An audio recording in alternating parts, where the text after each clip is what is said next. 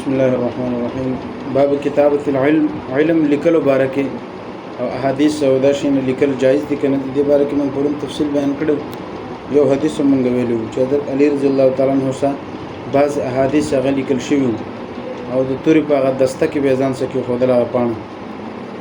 او بعض خلکو دا اشکال مکنه چې کې د حضرت علی سره نور سره اضافي علم داغیم نفي وکړه چې نه ما صرف کتاب الله ده، لیکن فرق دا دی چې زه په کتاب الله ډېر زیات پوهېږم نو ځکه تاسو ته ځینې خبرې جوړه کوي. دویم حدیث ته وبه قال حدثنا ابو نعيم الفضل بن الدكين قال حدثنا شيبان عن يحيى عن ابي سلمة عن ابي هريرة رضي الله تعالى عنه. حضرت ابو هريره رضی الله تعالی عنہ صحابي دی روایت کوي چې ان خزاعه قبيله وګنه قتلوا رجلا من بني ليث، دو یو سړی قتل کو د بنو لیث نه. بنو لیث دام یو قبیله ولکه بیل قبیله خزاعه او بنو لیث د دو خپل منځ کې حالان کې معاهده و د یو بل حلیف، یعنی معاهده په دې شو چې د یو بل کسان بنه وجنو دښمنی بنه کو. دا غي باوجود هم خزاعه ول راول کېدل د بنو لیث والے یو کس وجلو. کله دا کوم خبره ده چې عام فتح مکه ته کله چې مکه فتح کېدل لکه هغه و ماتمه هجری کې کنه په هغه وخت کې دور اول کې دا کس قتل کو. اول قتل کو بقتیل منهم قتلوه، دا هغه مقتول په باره کې چې کوم هغه د دین قتل کړو، یعنی دا بنو لیث والو اصل کې د خزاعه والو سو کس وجلو بیا دا خلک را لګیدل او د دو دا کس وجلو په دې کال باندې. نو دا دښمنی بیا تازه شو. فاخبر بذلك النبي صلی الله علیه وسلم، نو بیا د دې خبر نبی رسول الله والسلام ته ورکړل شو چې دغه شانته خزاعه ولو مړ کړي. فرکب راحلته اوس چون کې د دې خپل منځ کې معاهده وکنه، معاهده نو ماتول پکار او واپس دوباره صلح کول د پاره نبی رسول الله والسلام د دوه خاطر ورلې چې صلح وکي. هغه وخت کې لکه مسله دا وکنه چې دا خزاعه ول چې دي کنه دی بنو لیث والو سره چې شو معاهده شو او یو بل سره د عهد او پیمان شوی چې یو بل سره به جنگي ګونه امن. نو په دې کې به لګدار دو یو بل حلیف شو. به د دې بنو لیث والا چې د دو حلیف یا د دو مرګره صحابه کرام نبی رسول الله او دغه شانته خزاعه والا د دې نور مرګریو لکه د شپ کې بدلې جوړې شوی. نو نبی رسول الله د چا طرف ته بنو لیث طرف ته نو دور لګیدل د خزاعه والا د کسي وجلو ځکه چې هغه په بدله کې هغه د دې کس وجلو د هغه کس وجلو. دا خبره مزید خورانه شي او صلح ته خبره لاړ شي. نو صلح کول د پاره نبی رسول الله په خپل لاړې د خلکو ته خزاعه والو ته. نو فرق براحلته نبی رسول الله چې کله په سورلې خپل غوړه باندې کېناستلو اول ته ورل نو فخطبه نو ته خطاب او بیان وکړ. فقال او دا ویلي چې ان الله حبس عن مکه القتل، الله تعالی د مکینه ودرولې دي ختم کړي دي چې القتل قتل او قتال. ځکه موږ مخکې ویلو کنه چې مکه د حرمت ولا زید دلته قتل او قتال کول چې عینه تو یو یا سوق زخمی کول یا الته چې کوم ونی دی هغه کټ کول بر احترام په وجبانه دا ځین قابل احترام دی حرمت دی دلته د حرکت نشي کوله. نو الته قتل جایز نو حالانکه دو مکه په کال باندې مکه کې دا سړی قتل کو حالانکه د سنو په کار.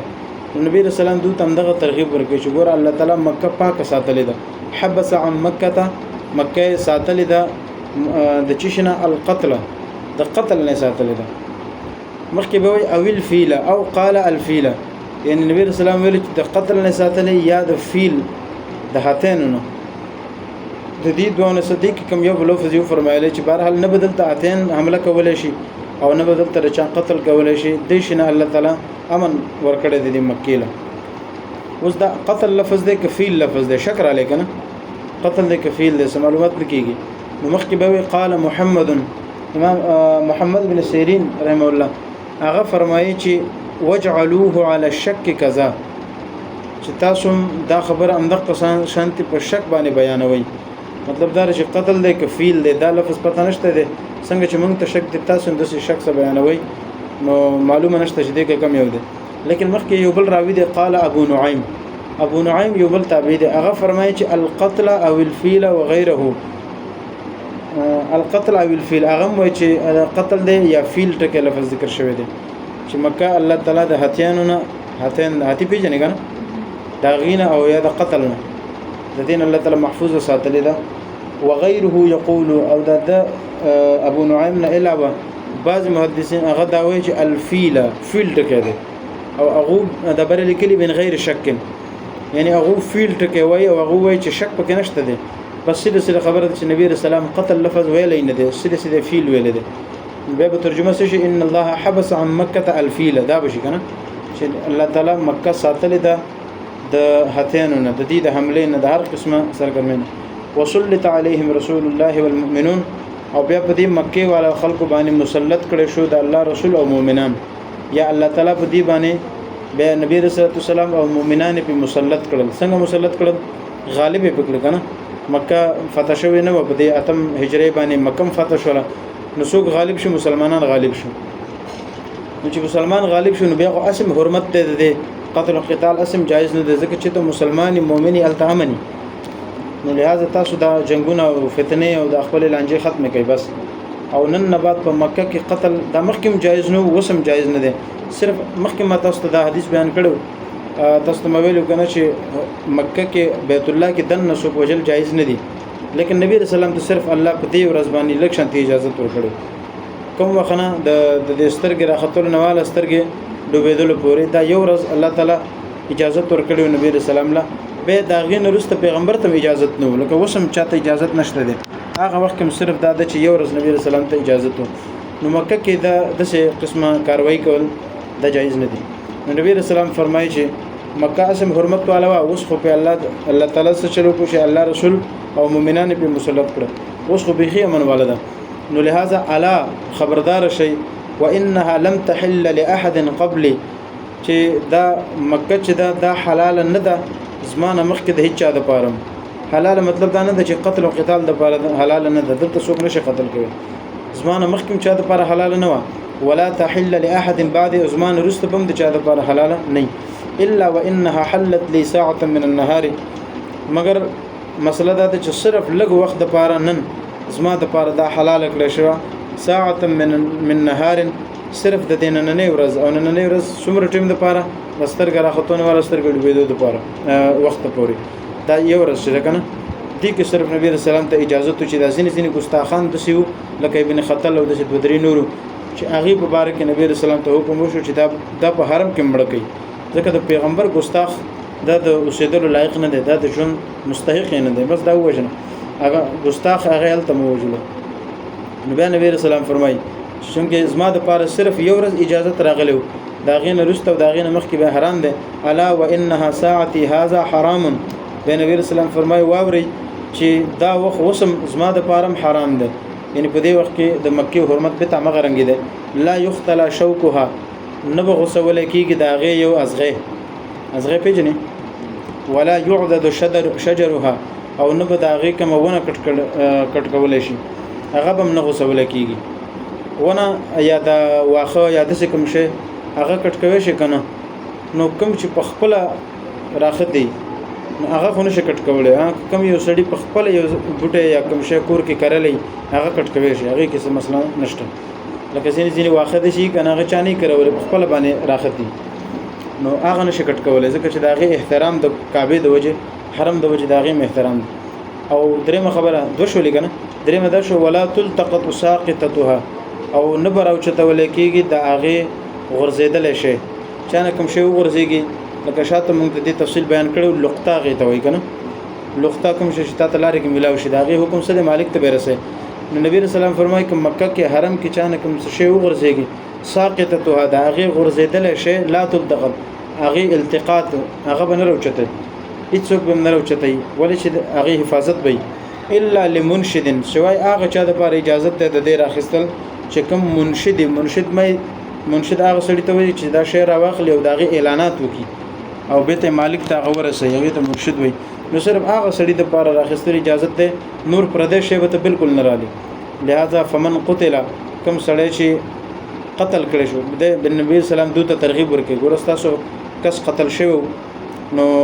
داغه باره کې فرمایي فمن قتل کوم سړی چې قتل کړي شي فهو بخير النظرين نو هغه به دوه شفقتونو په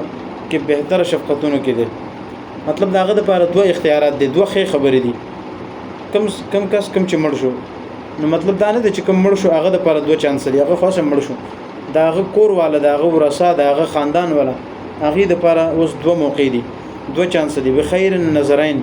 نظرین معنی دوه مهلت، دوه موقع په دې کې بهتره کوم یو دا هغه دوه چانسونه دي د لپاره دي.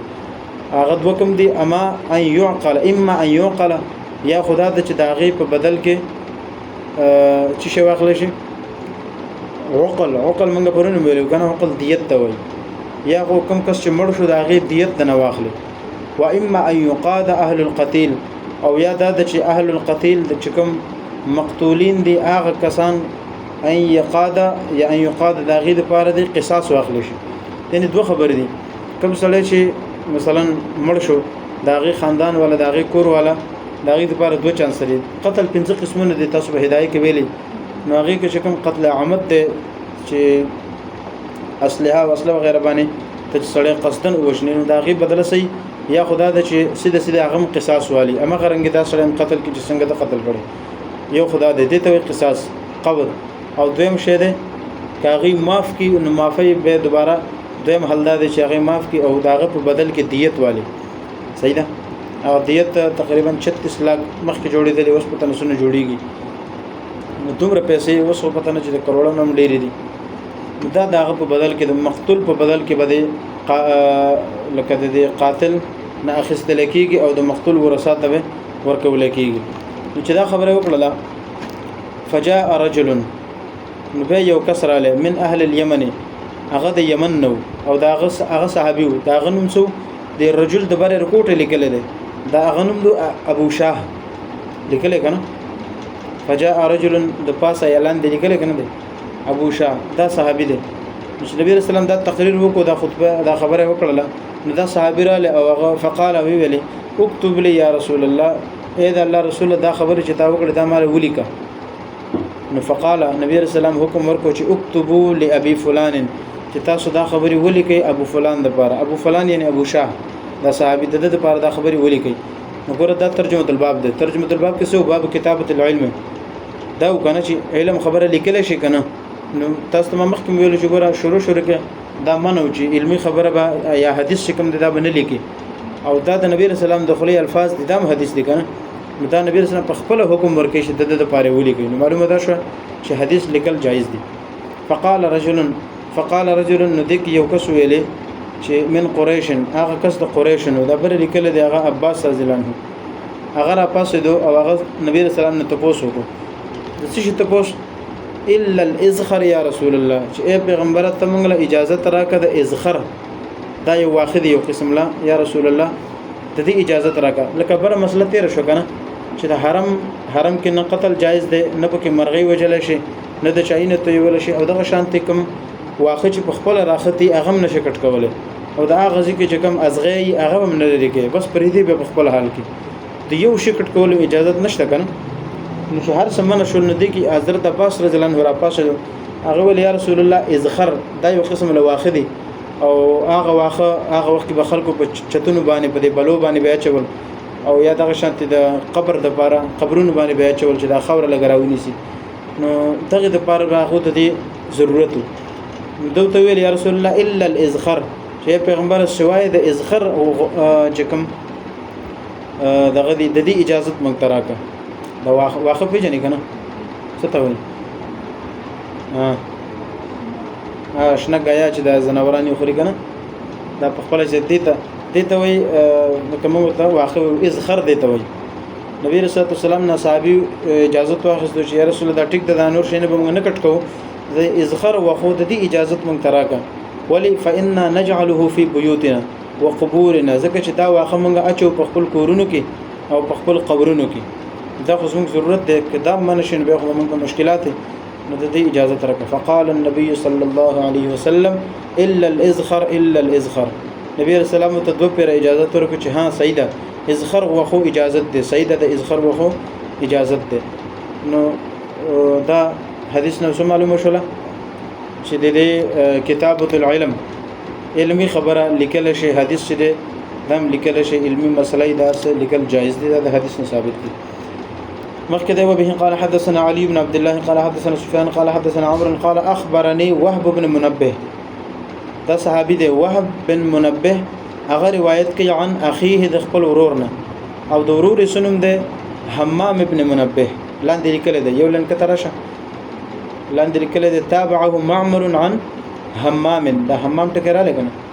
دا دوه صحابه دي، دوه ورونه دي، یو دی وهب ابن منبه او یو دی حمام ابن منبه. نو دا دوه ورونه دي. نو دې کې وایي چې اخبرني وهب ابن منبه چې موږ ته خبر دی صحابي راکو وهب ابن منبه دار کوټه ورور دی او هغه کوټه ورور روایت کوي عن اخيه د خپل مشر ورورنا هغه څوک دی حمام ابن منبه. قال هغه فرمایي چې سمعت ابا هريره رضی الله تعالی عنہ یقول چې ما حضرت ابو هريره رضی الله تعالی عنہ دا حدیث واوریدو. هغه فرمایلی چې ما من اصحاب النبي صلی الله علیه وسلم احد اکثر حدیثا عنه مني. په صحابه کرامو کې یو صحابي د سنو چې هغه به زمانه ډیر زیات حدیثونه بیان کړي، د یو صحابي نو سوای یو صحابي دی چې الا ما كان من عبد الله بن عمرو، سوای هغه چې کوم حضرت عبد الله بن عمر رضی الله تعالی عنہ سره احادیث هغه ډیر روایت وجدا و چې فانه كان يكتب ولا اكتب، چې هغه صحابي به حدیثونه لیکل او ما بنه لیکل، ځکه چې د حافظه دومره تیز و مخکې به حدیث راشي هغه کې تاسو اندازه وشي چې نبی رسول الله دته دوام کړی و او هغه صادر کې د اشاره کړی و دته ویلو چې دا صادر خپل سینې سو جنګو نو هغه چې خپل سینې پورې مګلې نو هغه سینې دومره کولاو شاغه چې داغه د دماغ د کمپیوټر نم تیز شو. نو دا صحابي فرمایي چې ما به زبانی هغه خبره یادول لیکل به منه او زمانه ډېر حدیثونه یو صحابي مې دی بیان کړي، صرف عبد الله ابن عمر چې هغه کې کمال دا چې هغه حدیث لیکلم داغه حدیثونه ډیرو، نو هغه حدیثونه لږ ډیر پدیو چې د لیکل ما بنه لیکل، نور زمانه چا ډیر حدیثونه نه دی بیان کړي. تابعه معمر عن حمام عن ابي هريره. د دې حدیث یو بل سندم دی چې هغه کې متابعت ده د معمر، هغه روایت کې د حضرت حمام ابن منبه نه او هغه روایت کې د ابو هريره رضی الله تعالی عنہ. حضرت ابو هريره رضی الله تعالی عنہ روایت چې دي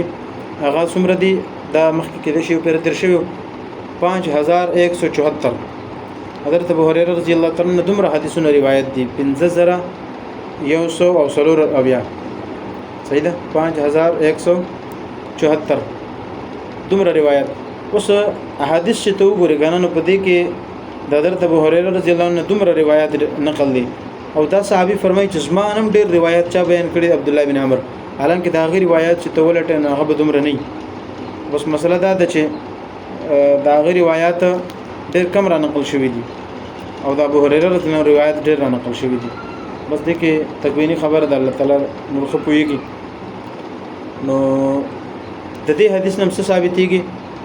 د دې حدیث نم دا معلومه شوله چې احادیث لیکل دا جایز دي. دلیل څه ده؟ دلیل دغه د چې ما بنه لیکل لیکن عبد الله بن عمر خو لیکل کنه، هغه صحابي سره پورا کتابي شکل کې هغه صحیفه موجوده و ځان سره احادیث جمع کول. خامخ کده وبه قال حدثني يحيى بن سليمان قال حدثني ابن وهب قال اخبرني يونس عن ابن شهاب عن عبيد الله عن عبد الله عن ابن عباس. حضرت عبد الله بن عباس رضی الله تعالی عنہ روایت ده قال هغه فرمای لما اشتد بالنبي صلى الله عليه وسلم وجعه. دا حدیث غور سره سیده حضرت عبد الله بن عباس رضی الله تعالی عنہ دا روایت کوي وی کله چې نبی رسول الله سلام باندې سخت شولا وجعه دا غ تکلیف ډیر شو. دا د اخیری خبره ده چې کله پیغمبر اسلام د دنیا نه تللو تقریبا د وفاتنه تقریبا یو 15 ورځې مخکې خبره ده. صحابي فرمایي نبی رسول الله باندې تکلیف ډیرو بیماری او تبه او سر باندې درد، دا یو دغه ورځ کې نبی رسول الله باندې تکلیف ډیر زیات شو. وجعه یعنی داغه تکلیف او درد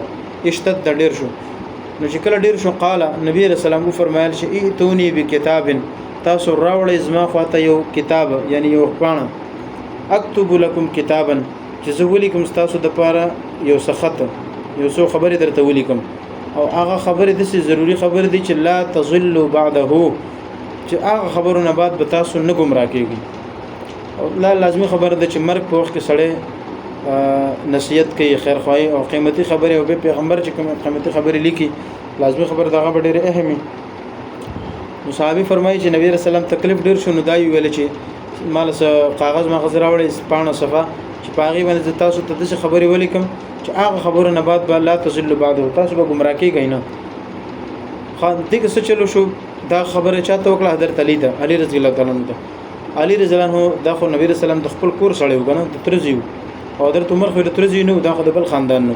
نبی رسول الله د قریش او حضرت عمر د عادي خاندان نو تقریبا دي کې ډېر لیکن صرف دومره و چې نبی رسول الله سلام یو بیبي حضرت افسر رضی الله عنها هغه د حضرت ابو عمر لور و نو دغه اعتبار سره خر جوړېدلو بس دغه شانتي لګ رشتہ داری و نور خاندانی معاملات دا وی بیلو حضرت علی رضی الله تعالی عنہ دای بالکل د خاندان سره و ته ترزیو او هغه ته ویل چې تاسو مالا د یو سفر اوري چې ته خبري ولیکم نو په دې کې حضرت عمر رضی الله تعالی عنہ موجود او قال عمر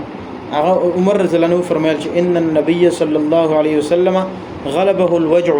چې پیغمبر صلی الله علیه وسلم باندې تکلیف ډېر غالب ده یعنی تکلیف کې ده پریشانی کې ده وعندنا کتاب الله او حالانکه موږ سره الله کتاب موجود ده الله کتاب یعنی قران شته کنه موږ سره حسبنا اغاز موږ د پاره کافی ده مطلب دا چې پیغمبر د پاره تاسو هغه خط پاڼه مراوړی ولی نبی رسول الله به خبرې لیکي او زیات نه زیات به نصیحتونه کوي او هغه خبرې به کوي چې کوم قران کې دي نو هغه هم اساس موجود دي نو خامخ پیغمبر له تکلیف ورکول هغه په لنه تکلیف کې دي لہذا دې ضرورت نشته حسبنا کتاب الله زمونږ لپاره د الله کتاب او قران کافی دي نو اوس دې کې به صحابه خپل منځ کې اختلاف شو بعض ویل چې نه سفر راوړي بعض ویل مر راوړي نبی رسول الله پریشانی کې دي تکلیف کې دي پانی ضرورت نشته دي او بعض ویل چې نه نبی رسول الله حکم کړی راوړل خو بغواړي نو دا اختلاف شو فختلفو نو صحابه چې خپل منځ کې اختلاف شو نو هغه اختلاف دومره ډیر شو وکثر اللغط نو هغه شور او شغب چې د هغه ډیر زیات شو اللغط کمانه د دې سمانه شو اللغط د شور او غوغا او د خبر ډیر زیات شولې قال نو نبی رسول الله تنگ شو نبی رسول الله فرمایي قوموا عني پاسه زما د خوانه قوموا عني زما د خوانه پاسه ولا ينبغي عندي التنازع او مناسبه نه زما په خوا کې جګړه کول التنازع یو بل زما خوا کې جنگي کې دا مناسبه نه د پاسه فخرج ابن عباس نو عبد الله ابن عباس رضی الله عنه په دې دوران کې راوته لبار او دا ویلي یقول راوته کې دا ویلي چې ان الرزيه كل الرزيه په مصیبت باندې مصیبت ده چې ما حال بین رسول الله و بین کتابه کم چې حائل شو د رسول الله په داغه په خط په درمیان کې منځ کې یعنی نبی رسول الله خط لیکل غختل لیکن دا لانجه په جوړ شو او خط پاتې شو نو دا غټ مصیبت پیښ شو په کار و چې لیکلای وي نو لہذا هغه خبره چې کوم نبی رسول الله لیکل غختل هغه خبره پاتې شو نو دا غټ مصیبت باندې مصیبت ده حدیث باندې پوه شو اول د دې حدیث استدلال دا دی چې نبی رسول الله سلام لکه مونږ ویلو کنه باب کتابت العلم حدیث لیکل جایز دي کنه د دې حدیث هم ثابت شو چې پیغمبر صلی الله علیه وسلم په خپل وایي چې مال شي راوړي چې زه ته حدیث ولیکم خبر پوه شو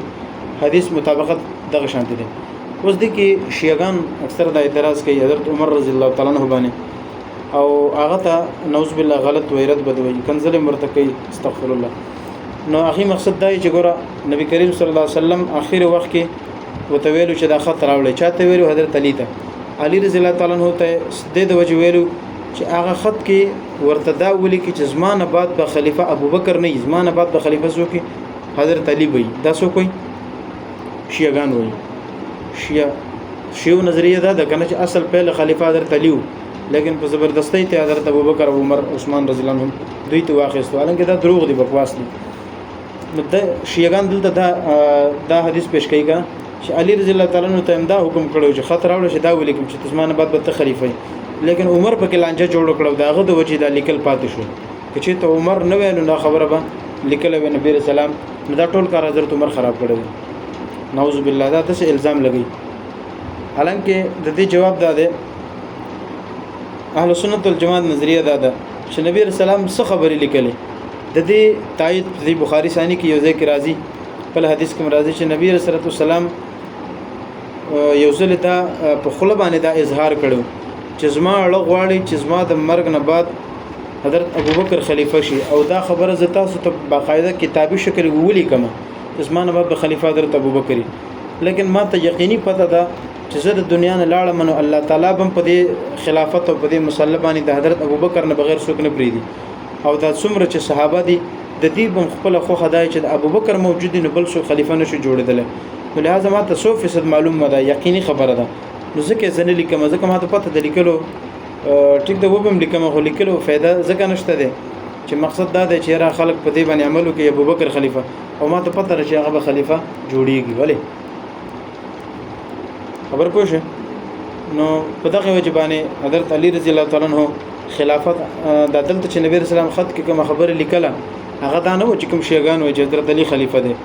بلکې د امدغه لیکله نو دا به لیکله چې حضرت ابوبکر خلیفہ دی یو خبره بل خبره دا ده چې دا خط چې دی دا خبره دا دومره ضروری نه و صحیح ده ضروری نه و ځکه ضروری نه و چې ته دومره ضروری و نه د دې خبره نه بعد د دې واقعې نه بعد نبی رسول الله سلام 15 ورځې پورې ژوند دی څلور 15 ورځې نو چې ته نن دا مسله سبا خو لیکل شو حضرت علی خو روزانه کور کیو نن یې لیکل و سبا به لیکل بل ورځ د څلور 15 ورځې په دې کې یو ورځ مونږ نه لیکلو معلومه دا شو چې دا دومره اهم خبره نه و د دومره د لازمي لیکل نه و نو ځکه په حضرت عمر اعتراض نه جوړي درېمه خبره دا ده حضرت شیعاګان چې دی هغه حضرت علی رضی الله عنه نعوذ بالله خدای دی شیعاګان حضرت علی خدای غني چې خدای غني نو حضرت علی دومره بے بس دی چې هغه نه حضرت عمر په هغه باندې غالب شي او خط پې نشي لیکل دا د خدای پس شو پوه شولې کنه پوهیږي ها نو اخیری خبر دا ده حضرت عمر رضی الله تعالی عنہ هغه دا ولی منکل ځکه هغه ته پته و چې دا خبره دومره اهم خبره نه ده اوس خامخا پیغمبر تکلیف کې دی دا تکلیف لکم شي سبا یا بل ورځ که ضروری خبره بل ورځ به ولي کی لازمي دي چې په نبی رسول الله باندې وس دا لیک یو تکلیف ولا ورکوي نو ځکه ورته ویل چې فعل علی پرې دی نو دا څه د اشکال خبره نه ده به بل مسله دا ده چې دي کې صحابه کرام د اختلاف په دی وجه جوړ شو لکه مثال کے طور پر یو استاد دی کنه او استاد ډیر سخت بیماری او هغه په دې بیماری کې چې بالکل درا پاسېدلم نه او شاګردان تر تاو شوی راټول شوی او استاد یو دم وای چې به کتاب راواله سبق وایست نو دې کې به بعض طالبان وای چې نه وستاسو بیمار است لکه اختلاف شي کنه شاګردانو کې بعض وای چې اوس بیمار دی که استاد صحت روغ شو سبب او بل ورځ به وو نو ضروری ده چې نن سبق نن ضرورت نشته او بعض طالبان دا وای چې نه دا خو لازمي ویل دي ځکه د استاد حکم دی اوس دې کې غلطي دي چاشته یوم نشته کنه ځکه ټول مخلص دي ټول خپل حساب سره صحیح لګي دي د دې صحابه خپل منځ کې د اختلاف په دی وجه شو چې بعض صحابه ویل چې نه د پیغمبر الفاظ دي چې کتاب راوړی چې ولیکم نو پکار د شراوړو او بعض ویل چې نه تکلیف دی نو لہذا اوس ول مراوړو نو دا خلک ډیر خیر خو سیدا نو دغه په وجه باندې دا څه خبره نه و بل فرض اخیری مسله دا ده اخیری جواب دا ورکو کنه چې لکه کدا مثلا بل فرض کې ګناي حضرت عمر رضی الله تعالی عنہ لانجه جوړ کړه او دا خط په منځ کې حایل شو او ونه شولا نو کدا ګناي نو نعوذ بالله تاسو ګناه خو به حضرت علی رضی الله تعالی عنہ هم کړی دا هغه څنګه صلح حدیبیه تاسو به ویلي بخاری ثانی کې صلح حدیبیه کې پیغمبر صلی الله علیه وسلم چې کله صلح کېدله نو هغه معاهده کې دا الفاظ لیکلو چې من محمد رسول الله چې دا معاهده د چا د طرف نه ده محمد رسول الله صلی الله علیه وسلم طرف نه نو په دې کې هغه سهيل ابن عمر رضی الله تعالی عنہ چې کله مسلمان نو هغه راغلی کنه معاهده لپاره نو هغه په دې خط باندې اعتراض وکړ او دا ورته ویل چې دا محمد ټکه پرې ده لیکن دا رسول الله میټاو کړ ځکه چې موږ ته د الله رسول نه غنو چې الله رسول دې غنو نو بیا لانجه پسده نو حضرت علی رضی الله عنه معاهده لیکله هغه وخت کې نبی کریم صلی الله علیه وسلم چاته ویل دي حضرت علی رضی الله تعالی عنہ ته ویل چې دا رسول الله ټکه ته میټاو کړ نو حضرت علی ویل چې نه دا خو نه میټاو لا امحوک ابدا اے پیغمبر هیڅ کله بم زدانم میټاو نه کوم دا رسول الله ټکه ته نه میټاو به نبی رسول الله په خپل هغه دغه راوخستلو او ته ویل چې ما ته خو دې کم ځکه دي